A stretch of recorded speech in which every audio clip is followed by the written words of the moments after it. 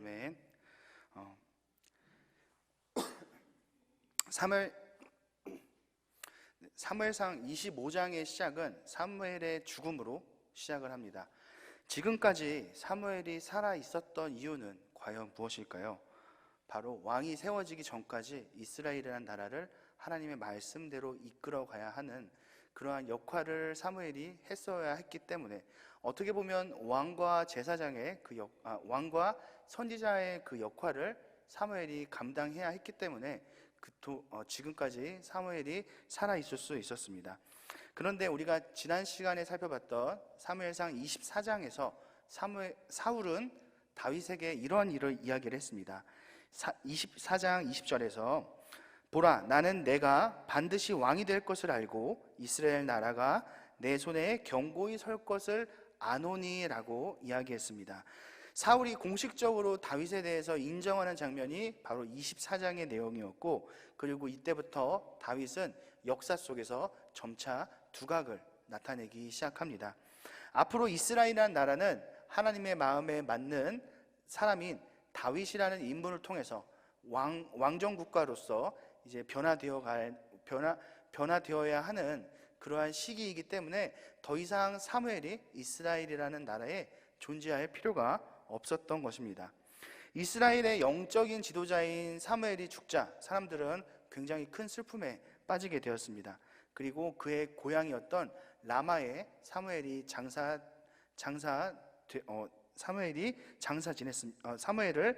지냈습니다.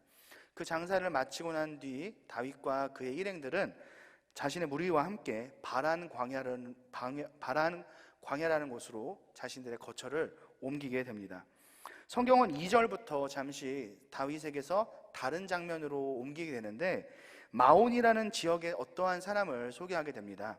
이 사람은 양이 3,000마리, 염소가 1,000마리를 가지고 있었던 그 당시에 굉장히 큰 부자 중에 한 명이었습니다. 성경에서는 그 사람을 표현할 때 심히 부하여라는 수식어를 사용할 정도로 그는 엄청난 부자였다는 것을 알 수 있습니다. 3절에서는 그 부자의 이름을 소개하는데 나발이라는 사람이라고 합니다. 이 나발은 히브리어로 어리석다라는 의미를 가진 이름입니다. 그에게는 또 한 아내가 있었습니다. 그 아내 이름은 아비가일이라는 여성이었고, 아비가일의 뜻은 아비의 기쁨이 되다라는 의미를 가집니다. 아비가일에 대한 평가를 성경에서 보면 신중하고 선을 행할 줄 알고 외모가 아름다운 여인으로 표현을 하는데, 그의 반대로 그의 남편인 나발에 대한 평가는 고집이 세고 행동하는 것이 악한 자라고 성경에서는 이야기합니다. 그리고 또한 이 나발이라는 사람은 유다 지파에서도 갈렙의 후손이었습니다. 이 시기에 다윗은 광야에서 생활을 하게 됩니다. 단순하게 사울에게서 도망치는 생활을 다윗이 했던 것이 아니라, 후에 우리가 알게 되지만 다윗은 블레셋이나 아니면 야생 짐승부터 사람들의 재산을 보호해주는 그러한 역할을 했습니다. 우리가 쉽게 이해하기로는 자경단과 같은 그러한 역할을 이스라엘 내에서 행동했던 것입니다. 왕은 하나님의 뜻대로 백성들을 이끌어가는 사람이기도 합니다. 하지만 그와 동시에 왕이 해야 되는 역할은 그 백성들을 다른 적들로부터 보호해야 하는 그러한 역할도 가지고 있습니다. 현재 이스라엘의 공식적인 왕은 사울이라는 사람입니다. 하지만 이미 다윗은 이때부터 왕으로서 자신의 백성들을 지켜야 하는 그러한 임무를 어느 정도 수행하고 있었던 것입니다. 그러던 도중에 나발이라는 사람의 집에서 양털을 깎는다는 소식을 다윗이 전해 듣게 됩니다. 팔레스타인 지역에서는 옷을 만들 때 쓰이던 것이 바로 동물의 털입니다. 그런데 그 집에 아까 우리가 살펴본 것처럼 양이 3,000마리, 염소가 1,000마리나 있었습니다. 그렇기 때문에 그의 집에 양털을 깎는 시기가 온다는 것은 엄청난 양털을 깎을 수 있는 것은 마치 농사로 따지면 추수의 시기와도 같은 그러한 시기를 나발의 집이 겪게 되는 것입니다. 그래서 다윗은 자신의 휘하에 있는 10명의 부하를 나발에게로 보냈습니다. 그리고 다윗이 그의 소년들을 보내면서 그들에게 이야기했던 내용이 있는데 6절을 보면 평강이라는 말을 3번이나 그들에게 이야기를 하면서 시키도록 합니다. 그리고 나발, 그의 가족, 그의 재산 모두가 평화롭게 되었다, 지켜지게 되었다라는 표현을 사용합니다. 그 평강, 샬롬이라는 이야기의 출처는 7절에서 나오게 되는데 25장 7절을 제가 읽겠습니다.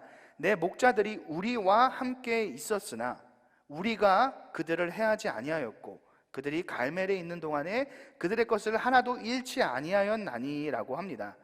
여기서 보면 우리와라는 표현이 계속 나오는 것을 우리가 알 수 있는데, 그렇다는 것은 그들이 평화롭게 되는 것, 그들에게 샬롬이 임하게 된 것은 다른 이유가 아니라 바로 우리와 너희들이 함께 있었기 때문에 너희의 재산, 너희의 가족, 너의 생명이 보존될 수 있었다라는 것을 다윗이 은연중에 이야기하는 것입니다.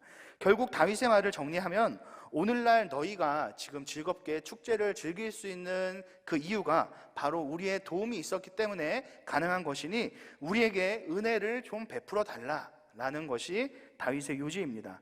이 요구를 하면서 다윗은 자신과 그리고 그와 함께 했던 그 사람들을 내 종들과 내 아들 다윗으로 이렇게 낮추어서 부르는 그러한 겸손한 모습까지 보였습니다. 얼핏 보면 깡패가 부하들을 보내서 수금하는 것처럼 보일 수도 있지만 어떻게 보면 다윗의 요구는 사실 무리한 것이 아니라 어떻게 보면 정당한 요구였다는 것을 우리는 알 수 있습니다. 또한 이스라엘의 문화 속에서 문화를 또한 살펴볼 수 있는데 신명기에는 초막절이라는 절기가 나와 있습니다. 초막절은 광야 생활을 기념하는 절기이기도 하지만 시기적으로는 가나안에 들어와서는 추수하는 시기에 바로 이 절기가 시작됩니다. 신명기 16장을 보면 너희 타작마당과 포도주 틀에 소출을 거두어 들인 후에 이래 동안 초막절을 지킬 것이요 절기를 지킬 때에는 너와 내 자녀와 노비와 내 성중에 거주하는 레위인과 객과 고아와 과부와 함께 즐거워하되라고 이야기합니다. 절기라는 것은 사실 있는 사람들만 즐기는 게 아니라 그 성에 살고 있는 모든 사람들, 가난한 자들, 고아, 그리고 과부, 이 모든 사람들까지도 즐길 수 있는 것이 바로 하나님께서 만드신 그러한 절기의 의미입니다. 어떻게 보면 지금 나발의 집에서 양털을 깎는 것도 농사적인 관점으로 본다면 추수하는 것과 같기 때문에, 그렇게 또 절기하는 것과 비슷한 시기이기 때문에 같은 의미를 갖는 것이고, 어떻게 보면 공동체와 함께 하나님께서 주신 것을 나누고 즐기는 것이 바로 이러한 이스라엘 내에서 나타나야 했던 그런 모습이었기 때문에 다윗이 나발의 집에 소년들을 보내서 너희들에게 은혜를 우리에게 좀 베풀어 달라라고 이야기했던 것은 절대 무리했던 것이 아닙니다. 이 모든 이야기 앞에 다윗은 혹시나 하는 마음에 내 이름으로 문안하라라고 이야기를 합니다. 현재 다윗은 사울 다음으로 이스라엘 내에서 차기 왕권으로 주목을 받는 그러한 사람이기 때문에 점차 입지가 점차 확보되는 상황이었고, 그리고 어떻게 보면 다윗이 보내서 왔다라는 말을 통해서 모든 상황이 정리가 될 수 있는 그러한 강력한 힘을 가진 표현이기도 했습니다.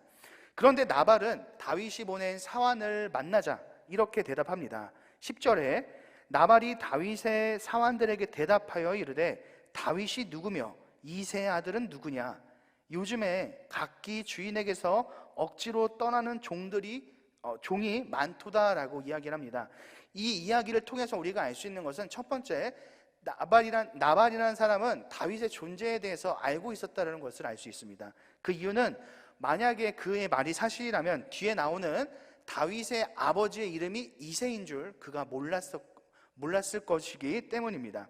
그리고 두 번째, 나발은 다윗의 이야기를 듣고 다윗을 비꼬기 시작했습니다.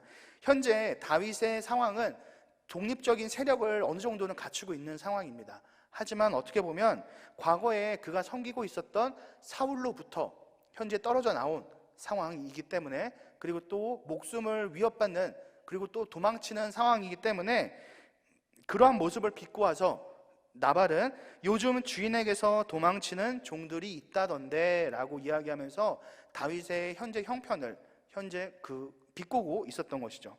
나발의 이야기를 현대식으로 조금만 각색해서 제가 말씀드리면, 이새의 아들 다윗, 그게 누군데, 요즘에 주인에게서 도망치는 종들이 많다는데 혹시 그 사람 중에 한 명인가?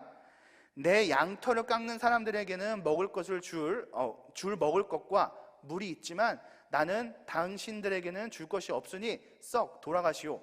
이렇게 나발이 이야기했던 것이죠. 결국 나발의 말에 다윗이 보냈던 그 소년들은 빈손으로 돌아오게 되었습니다. 그리고 또한 나발이 자신들에게 했던 그 모든 말들을 다윗에게 그대로 전했습니다. 그 모습을 보게 된 그 상황을 전해 듣게 된 다윗은 굉장히 화가 났고, 나발의 생명을 빼앗기 위해서 400명이라는 자신의 부하에게 칼을 차고 그를 죽이기 위해서 길을 떠납니다. 다윗의 이 모습을 보면, 이전까지 다윗의 모습은 사람들의 생명을 살리기 위해서 노력을 하는 그러한 모습이었는데, 이제는 다윗이 사람의 생명을 빼앗기 위해서 자신의 부하와 함께 길을 떠나는, 이전과는 상반된 모습이 그에게서 나타나는 것을 알 수 있게 됩니다. 이 소식을 듣게 된 나발의 종 중에 한 명이 나발에게 찾아가지 않고 그의 아내인 아비가일에게 찾아가서 이야기를 합니다. 우리가 양떼를 칠 때 다윗이 보호해 주었기 때문에 우리는 무엇 하나 잃은 것이 없습니다. 하지만 우리 주인 나발이 다윗에 인사하기 위해서 부하들을 보냈을 때 그들을 문전박대하는 잘못을 보이게 됩니다.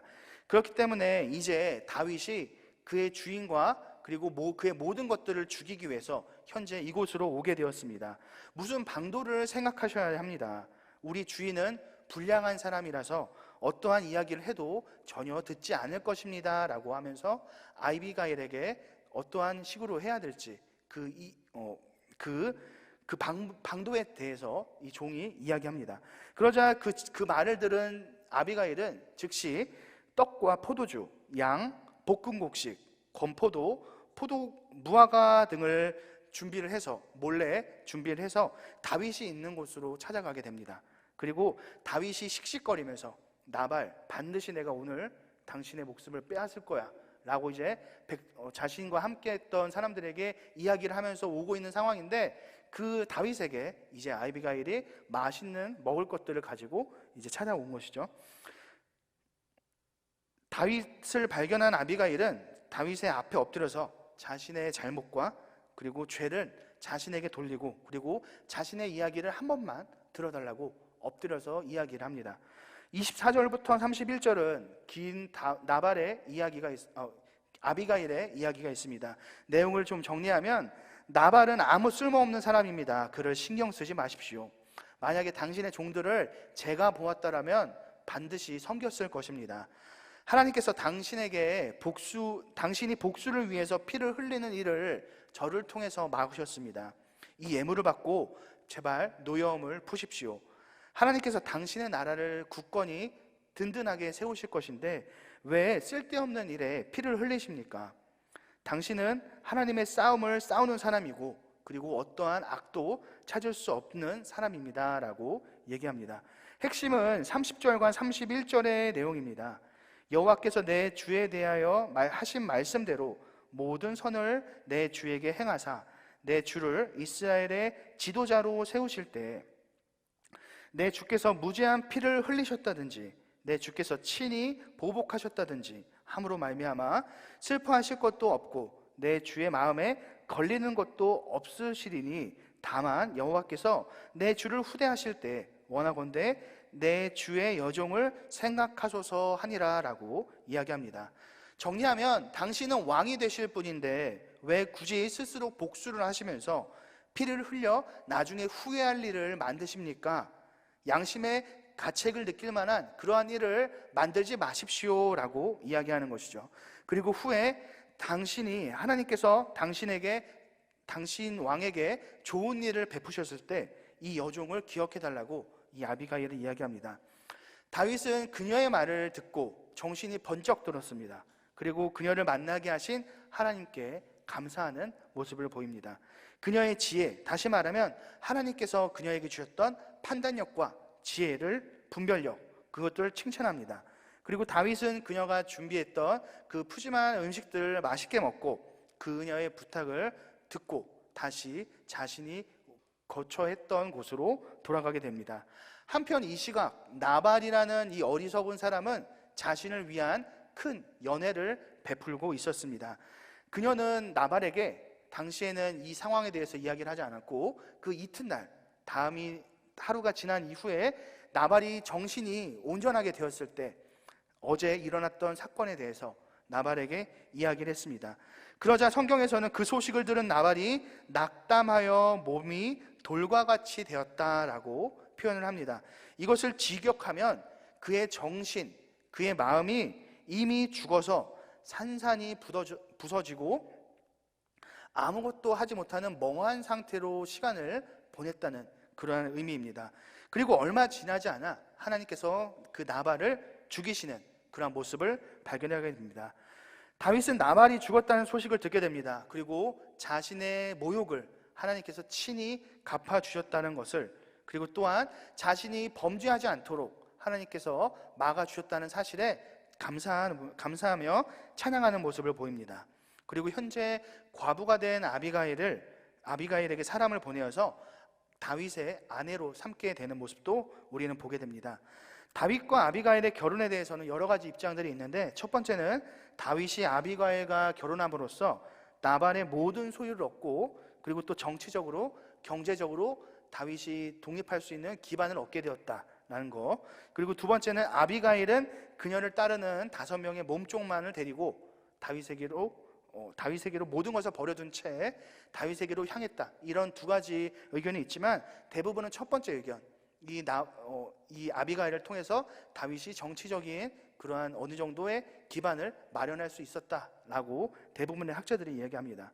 추가로 이후의 내용은 다윗이 이스라엘 사람 아히노암과 또한 결혼했다는 사실이고, 그리고 또한 사울이 다윗의 첫 아내였던 미갈을 갈림에 사는 라이스의 아들 발디에게 주었다는 것으로 25장은 마무리가 됩니다. 오늘 25장에서 우리는 여러 가지 내용들을 보았는데, 그 중에서 또 우리가 중점적으로 생각해 보고 싶은 것은 첫 번째로 죄는 우리의 이성을 마비시킨다라는 사실에 대해서 함께 살펴보았으면 좋겠습니다. 24장까지의 다윗의 모습을 우리가 살펴보았는데 그 모습들은 사람의 생명을 살리는 그러한 모습이었습니다. 그런데 오늘 본문에 넘어와서 다윗의 모습을 보면 사람의 생명을 살리는 것이 아니라 도리어 사람의 생명을 빼앗는 모습이 그에게서 발견됩니다. 다윗을 자극했던 것은 나발이 다윗을 무시하는 그러한 처세를 보였기 때문이었습니다. 다윗이 광야에 사는 동안에 나발의 가축들을 지켜주고 보호해 주었던 것은 사실입니다. 하지만 그렇다고 해서 나발이 다윗에게 무언가를 보상해야 되는 의무나 책임 자체는 사실은 없었습니다. 물론 도의적으로, 그리고 당시의 문화적으로 주변에 있는 사람들과 함께 나누는 것이 마땅한 것이지만 나발에게는 그러한 의무적인 것은 없었던 것이죠. 하지만 그러한 상황이 다윗에게 맞닥뜨리게 되자 그의 마음속에는 악한 마음이 생겨나기 시작합니다. 그리고 나발이란 사람이 그동안 자신이 선을 베풀었는데 자신에게 행한, 도리어 악으로 행한 이러한 모습을 곰곰이 생각해보니까 너무나도 괘씸하게 되었습니다. 그리고 너무나도 그 괘씸한 마음이 큰 나머지 나중에는 그를 죽여야겠다라는 생각까지 다윗에게 발생하게 되었습니다. 이처럼 우리의 마음속의 죄는 우리의 감정을 극도로 자극시키고, 그리고 이성적인 판단을 하지 못하도록 우리의 생각을 마비시키는 경우가 있습니다. 오늘 다윗이 보여준 모습은 22장에서 사울이 노베에 있는 제사장들을 모두 다 죽이기 위해서 길을 떠났던 그러한 모습과 어떻게 보면 별반 차이 없는 그러한 모습을 우리는 보게 됩니다. 24장에서 다윗은 사울에게 무엇이라고 이야기를 했습니까? 24장 15절을 보면 여호와께서 재판장이 되어 나와 왕 사이에 심판하사 나의 사정을 살펴 억울함을 풀어주시고 나를 왕의 손에서 건지시기를 원하나이다 하니라 라고 이야기합니다. 하나님께서 나와 왕 사이의 재판관이 되신다는 것이 24장에서 다윗이 고백했던 내용인데, 현재 다윗의 모습 속에서는 누가 재판관이 되십니까? 바로 자기 자신이 재판관이 되어서 자신에게 잘못한 것을 직접 처벌하기 위해서 길을 떠나는 모습을 볼 수 있는 것이죠. 하나님의 마음에 합한 사람이라고 이야기했던 다윗 역시 이러한 모습을 보이면서 그는 여러 가지 상황들 속에서 때로는 넘어지려고 하면서 비틀비틀거리면서 그렇게 인생을 살아왔던 것입니다. 하지만 다윗이라는 인물이 정말 대단한 점은 무엇이냐면, 이렇게 우리와 같이 흔들리는 그러한 위태로운 생활을 했지만, 그럼에도 그는 감정에 흔들리긴 하지만 그의 중심에는 하나님이 계셨기 때문에 그의 발생하는 모든 것들이, 그의 발생하는 주변의 모든 것들 속에서 하나님의 간섭과 그리고 하나님의 인도하심이 있다는 것을 그는 알고 있었기 때문에 악을 행하기 전에 그것을 멈출 수가 있었던 것입니다. 최근에 가스라이팅이라는 단어가 급부상했습니다. 혹시 여러분들 중에서도 그러한 단어에 대해서 들어보신 분이 아마 있을 겁니다. 타인의 마음에, 다른 사람의 마음에 의심을 만들어서 그 사람이 현실적인 판단을 하지 못하도록, 그리고 현실적인 판단을 잃어버리게 만듦으로써 그 사람의 정신을 황폐하게 만드는 것이 가스라이팅이고, 그리고 그것을 통해서 그 틈을 비집고 들어가서 그 사람을 지배하고 내 마음대로 조종하는 것이 바로 오늘날의 사회적으로 두각을 드러내는 그런 가스라이팅이라는 단어입니다. 이게 다 네가 잘못해서 그런 거야. 내가 아니면 너가 이 일을 감당할 수 있겠어? 그러니까 네가 무시를 당하지. 너가 나를 사랑하는데 이 정도밖에 못해? 그런 옷차림 내가 싫다고 했잖아. 입지 마. 너를 사랑하니까 하는 말이야. 이런 식으로 상대방에게 위하는 척 이야기하지만 결과적으로는 자신이 원하는 방향으로 이끌어가는 그러한 것이죠. 내 힘으로 할 수 없게끔 만들고 나는 아무것도 할 수 없는 사람이야, 이렇게 만드는 것이 바로 그 가스라이팅의 핵심인데, 그렇게 로봇처럼 만드는 것이 바로 그 모습입니다. 그런데 죄는 우리 마음속에서 우리 자신들에게 우리는 너무나도 나약한 사람이고 우리는 모든 것을 할 수 없는 것처럼 이렇게 거짓말을 하고 속이는 그러한 모습들을 보입니다. 성경에서 말한 거 다 거짓말이야. 그게 정말 맞는 말이겠어? 너를 지킬 수 있는 건 너뿐이야. 너를 믿어. 남을 밟고 일어서야지 네가 살 수 있어. 어차피 구원받을 정도만 믿으면 되잖아. 너 뭐 더 열심히 할 필요 없어. 누워서 예배 드려도 하나님께서는 어디서든 예배 받으시니까 똑같이 받으실 거야. 이런 식으로 우리 마음속에 점점 신앙에 대한 의심을 만들어가는 것이죠. 이런 생각들이 점점 자라남에 따라서 우리는 신앙생활에 집중을 할 수가 없게 됩니다. 그리고 이러한 악한 마음에서 우리가 이겨낼 수 있는 것은 바로 올바른 이성을 갖는 것, 무엇이 옳고 무엇이 그른지를 판단할 수 있는 힘을 갖는 것이 바로 우리에게 필요합니다. 그렇기 때문에 우리가 성경을 늘 묵상하고 그리고 기도함으로써 우리의 마음을 악한 유혹으로부터, 악한 생각으로부터 지킬 수 있도록, 보호할 수 있도록 우리는 해야 합니다. 그리고 우리에게 있어서 신앙이 왜 필요한지, 우리가 신앙을 왜 지켜야 하는지 그 원인에 대해서도 우리는 생각할 수 있어야 합니다. 인간이 죄를 지음으로써 하나님께 나아갈 수 없게 되었는데 유일한 길이 되시는 분이 바로 예수 그리스도를 통해서 우리가 다시금 하나님께 나아갈 수 있게 되었다는 것, 그리고 또한 우리가 지음받은 것이 단순하게 지음받은 것이 아니라 하나님의 형상으로서 이 땅에 지음받았기 때문에 하나님으로부터 우리는 오직 하나님으로부터만 완전한 안식, 쉼, 사랑을 얻을 수 있다는 것을 우리는 기억해야 되는 것이죠. 그것이 바로 우리가 신앙생활을 하고 그리고 교회에 나와서 하나님께 예배를 드리는 그 진정한 이유가 되는 것입니다. 아무리 여러분들에게 인간적으로 위로를 할지라도 그것은 잠시뿐이 여러분들의 생각을 마비시킬 뿐입니다. 하지만 그 끝은 여러분들을 결코 올바른 길로 인도해 갈 수 없습니다.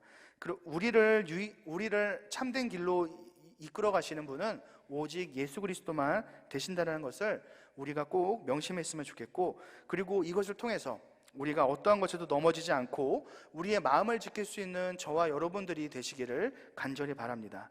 두 번째는 아비가일과 나발이라는 두 인물을 마지막으로 좀 살펴보겠습니다. 아비가일과 나발은 부부지간입니다. 하지만 부부이지만 오늘 본문을 통해서 살펴본 두 사람은 상당히 다른 모습을 볼 수 있게 됩니다. 동일한 다윗이라는 인물을 두 사람이 만나게 되는데 각각 다른 모습을 보이죠. 한 사람은 다윗을 멸시하는 모습을 보이고 한 사람은 다윗을 지극히 대접하는 모습을 우리는 두 부부의 모습 속에서 발견할 수 있게 됩니다. 아비가일과 같은 경우에는 하마터면 큰 죄를 지을 뻔한 다윗을 막아서는 그러한 중재자의 역할을 했습니다. 당시의 여성은 현재에 비해서 인권이 많이 발달되지 않았기 때문에 당시의 여성은 현재에 비해서 인권이 많이 발달되지 않았던 시대였습니다. 태어났을 때부터 아버지에게 속해 있었고, 그리고 또한 결혼을 해서는 남편에게 소유가 되는, 남편에게 소속이 되는 그러한 모습이 당시의 여성들의 삶이었기 때문입니다. 그런데 그러한 그녀는 죽을 뻔한 나발을 살렸고, 그리고 나발에게 속해 있던 모든 남성들의 생명을 구원하는 그러한 모습을 보입니다. 그리고 한순간에 절제력을 잃었던 그 다윗에게 그의 생각에 브레이크를 잠시 동안 걸게 함으로써 그가 다시 올바른 생각을 할 수 있는 그러한 기회를 주었습니다. 그녀가 다윗에게 이야기했던 내용은 하나님의 말씀과 계획이 중심이었습니다. 25장에 맨 처음 등장했던 장면을 혹시 여러분들 기억하십니까? 25장의 맨 처음에는 사무엘이 죽음에 라고 시작을 합니다. 우리는 이 부분을 통해서 그동안 하나님이 함께 하셨던 사무엘이 죽었기 때문에 이스라엘에는 더 이상 하나님의 말씀을 전할 사람이 사라지게 되었구나 라고 이렇게 생각할 수 있게 됩니다. 하지만 놀라운 것은 사무엘이 죽고 난 이후에 그 이후에도 하나님께서는 아비가일이라는 여인을 통해서 이스라엘에 하나님의 계획과 하나님의 말씀을 나타내고 선포하는 그러한 모습을 보이신다라는 것이죠. 이것을 통해서 모든 역사 속에서 하나님께서는 특별한 사람만을 통해서 이끌어 가시는 것이 아니라 당시에 어떻게 보면 한낱 여인에 불과한 아비가일을 통해서도 하나님의 뜻과 계획을 그 땅에 그리고 다윗에게 전할 수 있게 사용하셨던 것입니다.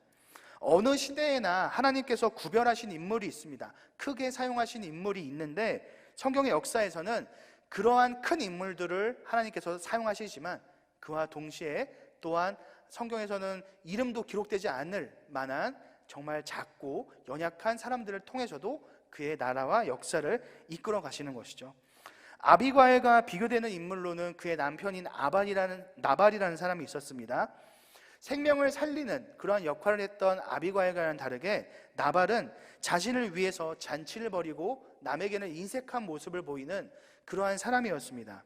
그를 표현한 말로 17절에서는 불량자라고 이야기를 하는데 사무엘상 2장에서 엘리의 두 아들 그리고 하나님께서 사울을 왕으로 세우실 때 하나님께서 세우신 그 사울에 대해서 반대했던 사람들을 불량자라고 표현했던 것을 본다면 현재 나발에게 있어서 하나님의 말씀보다 자신의 생각이 더 위에 자리 잡은 그러한 사람이었고 사로 인해서 나의 생각을 더욱더 중요하게 생각하고 나의 이익을 더 중요하게 생각했던 사람이 바로 나발이었기 때문에 그 사람은 모든 주변의 문제들을 화를 불러내고 그리고 또 문제를 만드는 사람이었습니다.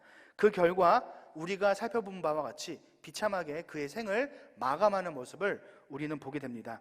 우리는 혹시 어떠한 사람입니까? 공동체 안에서 다툼을 만들어내는 나발과 같은 삶이 우리에게서 나타나는지 아니면 아비가일과 같이 다른 사람들 간의 분쟁이나 다툼이 발생하려고 할 때 그것을 막아서는 지혜로운 사람인지 한번 우리 자신들을 돌아보았으면 좋겠습니다. 우리는 하나의 공동체 안에서 특히 교회 안에서 아비가일과 같은 사람이 되어야 합니다. 그녀가 지혜로운 여인으로 불렸던 이유는 단순하게 두 사람의 다툼을 막았던 이유가 아니라 그녀의 이야기가 모두 하나님의 뜻을 그대로 전하는 것이었기 때문에 그녀를 성경에서는 지혜로운 여인이라고 이야기했던 것입니까? 어떻게 하면 하나님의 뜻을 알 수 있을까요? 시편 119편 66절을 보면 내가 주의 계명들을 믿었사오니, 여기서 믿다라는 것은 신뢰하다, 그리고 확고하다, 확실하다라는 것을 이야기합니다.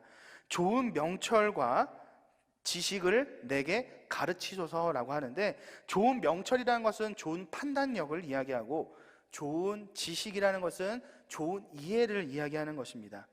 우리가 하나님의 말씀 안에 바로 서게 될 때 하나님께서는 우리에게 지혜를 주시고 올바른 판단력을 주십니다. 그리고 다시 처음으로 넘어가서 나발을 우리가 이해하게 된다면 그의 이름의 뜻은 어리석은 사람, 바보 같은 사람이라고 처음에 이야기했습니다. 나발이 어리석고 바보 같은 사람이 될 수밖에 없는 이유는 그가 하나님의 말씀에서 떠났던 사람이기 때문에, 그의 안에는 하나님의 말씀이 없는 사람이기 때문입니다. 그렇기 때문에 동일한 다윗을 보았지만 그의 아내는 극진하게 대접했고 그는 다윗을 멸시하는 그러한 모습을 우리는 보게 되었죠. 여러분들 중에서도 동일한 하나님의 말씀을 만났지만 우리의 행보가 그냥 우리 중에 다른 행보로 그냥 멸시하는 사람이 있는가 하면은, 아니면 그것을 받아들이고 예배하는 사람도 분명히 있을 것입니다. 하지만 분명한 것은 우리의 행함에 따라서 오늘 본문 속의 모습처럼 누군가는 왕의 아내가 되는 그러한 영광을 가지게 될 것이고, 또한 누군가는 마음이 굳어져서 죽게 되는 그러한 모습도 우리에게 나타나게 될 것입니다. 저는 우리 모두가 아비과일과 같이 하나님의 말씀을 신뢰함으로써 효성교회 공동체 안에서 서로 간의 다툼을 중재하는 그러한 지혜로운 지식과 판단력을 갖추는 우리 모두가 되었으면 좋겠고, 그리고 모든 사람의 생명과 그리고 마음을 구하는 우리 모두가 되시기를 간절히 바랍니다. 기도하겠습니다.